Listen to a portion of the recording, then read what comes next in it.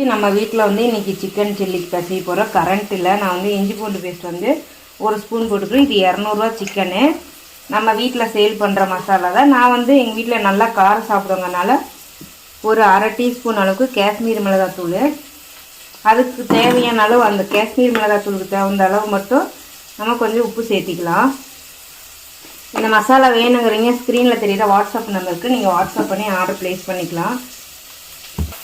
இப்போ இதே நம்ம வீட்டில் நம்ம சேல் பண்ணுற மசாலா இதில் வந்து ஒரு 3 ஸ்பூன் இல்லாட்டி ஒரு 4 ஸ்பூன் போட்டுக்கலாம். இப்போ நல்லா பிசைஞ்சிக்கலாம். மசாலா வேணுங்கிறீங்க ஸ்க்ரீனில் தெரியுற வாட்ஸ்அப் நம்பருக்கு நீங்கள் வாட்ஸ்அப் பண்ணி நீங்கள் வாங்கிக்கலாம். நான் FT கொரியர் தான் போட்டு விடுவேன்.